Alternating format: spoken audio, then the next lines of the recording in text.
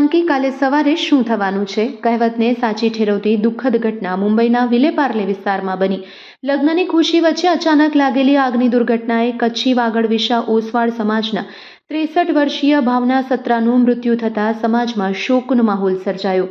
વિલેપાર્લેના કુંકુવાડી વિસ્તારમાં ફિરોઝ શાહ મહેતા રોડ પર આવેલ સુવિધા પલ બહુમાળી ઇમારતના 13મા માળે રહેતા મૂળ ભચાઉના જીતેન્દ્ર પરબત ડુંગરશી સત્રાના ઘેર તેમના પુત્ર દેવાંશ સત્રાના લગ્નનો પ્રસંગ 10 ફેબ્રુઆરીએ યોજાવાનો હતો.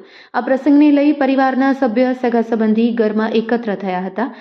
લગ્ન પ્રસંગે નાસ્તાની વ્યવસ્થા માટે પરિવારજનો અને મહેમાનો ઇમારતના 7મા માળે આવેલા ફ્લેટમાં ગયા અને તે દરમિયાન 13મા માળે આવેલો તેમનો ફ્લેટ નંબર 1301 બંધ હતો. સોમવારે સવારે 9:30 વાગ્યે અચાનક ફ્લેટમાં આગ લાગી. મુંબઈ ફાયર બ્રિગેડને સવારે 9:51 વાગ્યે આગની જાણ કરાઈ. જાણ થતાં જ ફાયર બ્રિગેડ, પોલીસ, વીજ વિતરણ કંપનીનો સ્ટાફ, 108 એમ્બ્યુલન્સ સેવા અને બીએમસી વોર્ડ તાત્કાલિક ઘટના સ્થળે પહોંચી આગ પર કાબૂ મેળવવાની કામગીરી હાથ ધરી.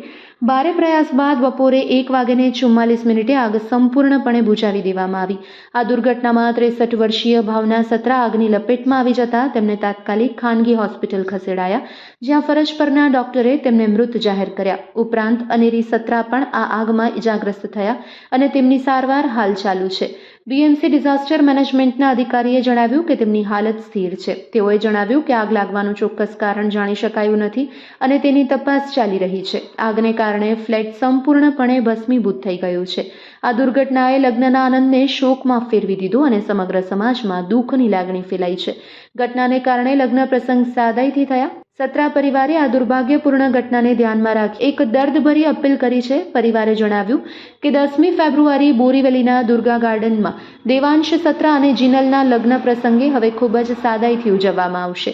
પરિવારે સગા સંબંધી, સ્નેહી અને મિત્રને થયેલી અસુવિધા બદલ દિલગીરી વ્યક્ત કરી. આ સાથે જ કપરા સમયમાં તમામ લોકોએ આપેલા સહયોગ, સ્નેહ અને સમર્થન બદલ તેઓને આભાર પણ વ્યક્ત કર્યો હતો.